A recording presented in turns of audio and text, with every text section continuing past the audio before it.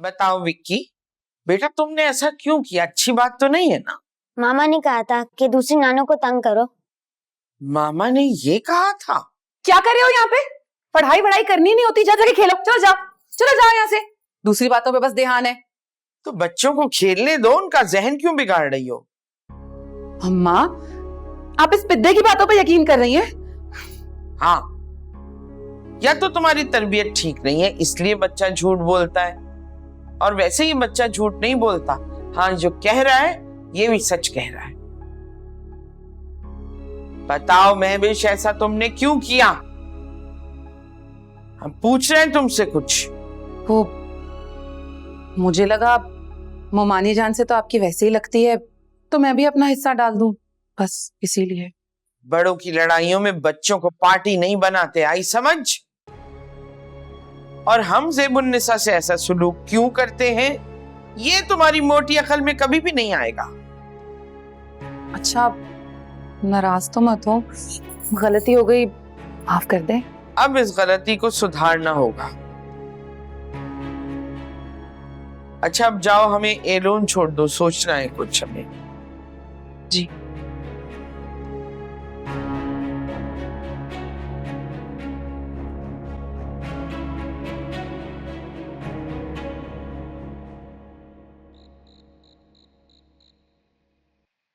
अरे भाई, मैं बता रही हूँ कि फजूल में इंतजार करने की कोई जरूरत नहीं। मम्मी नहीं आएगी, नहीं आएगी, नहीं आएगी।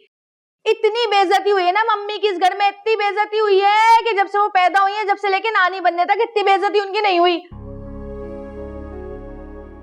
अब तुम लोगों ने अगर इंतजार करना है तो भूखे मरो फिर।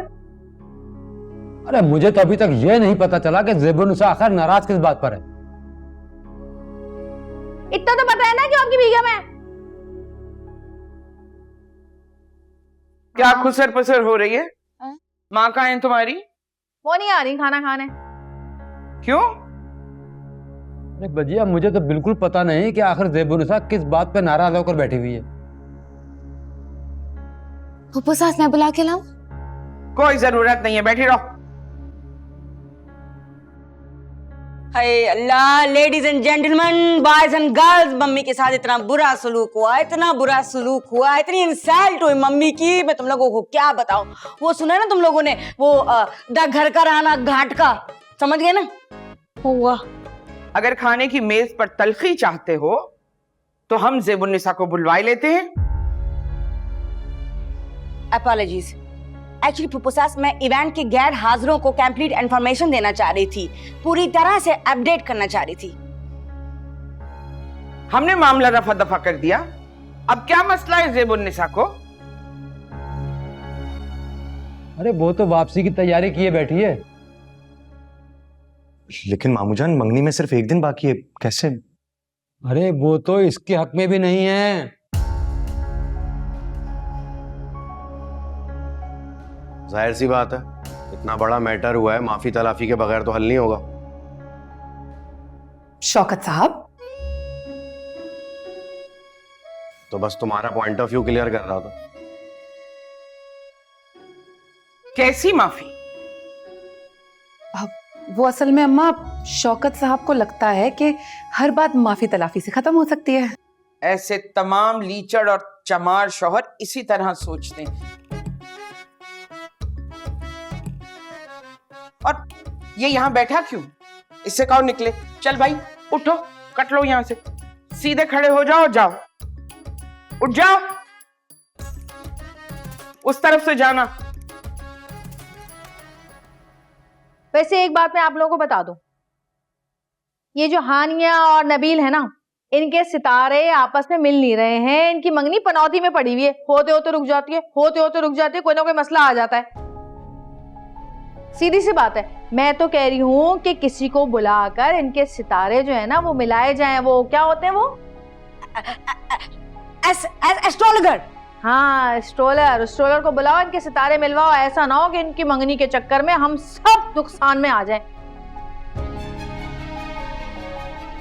हो गई तुम्हारी माहिराना राय? अब तो ऐसी मशवरा दे रही थी। एक मांगा था किसी ने तुमसे? फूफो सास, मैं कुछ बोलूं? हाँ, तुम पीछे मत रह जाना, बोलो।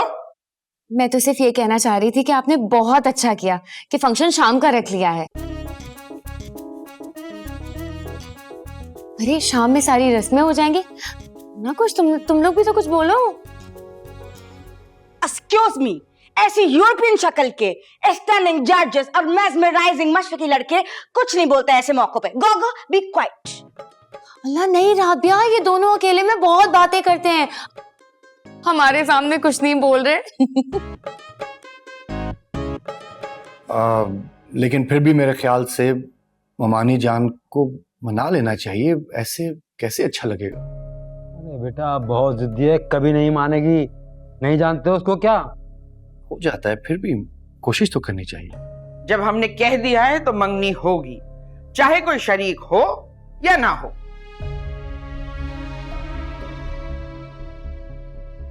बाबू समझाओ अपनी ज़ौजा को कि सही तरीके से ये मंगनी होने दे, वरना फिर हम अपनी जुबान में समझाएंगे। चलो सब खाना खाने। अच्छा है कमबख्ती मारी भूखी रहे, खुराक की दुश्मन।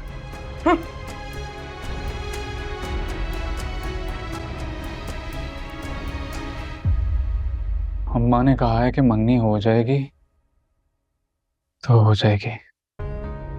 फिर तो समझ में नहीं आ रहा है सब कुछ कैसे होगा। डोंट वरी, कोई ना कोई हल तो निकल ही आएगा। मम्मी बहुत जिद्दी है, नहीं मानेगी वो।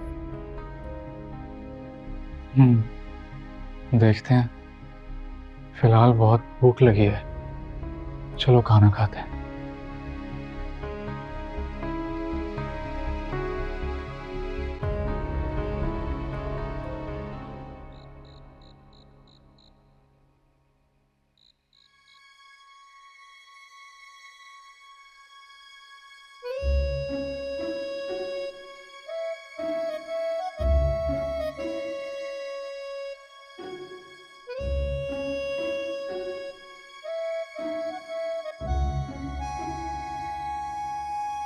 अस्सलाम वालेकुम फजल सेठ, क्या हाल है? फिट फिट यार, तुम बड़े काम के आदमी हो इसलिए तुम्हें बार बार याद करता हूँ। तुझे एक और चीज की पिक्चर भेज रहा हूँ मैं, देख। अबे एंटीक लकड़ी का फर्नीचर है भाई, हल्के में क्यों लेता है तू हमेशा? भेज रहा हूँ तुझे, देख। रेट लगवा इसके फिर बता मुझे। हाँ सेठ, ख्याल रख। इंशाल्लाह इस घर की तो एक एक चीज भेज दूंगा मैं, देखो इंशाल्लाह।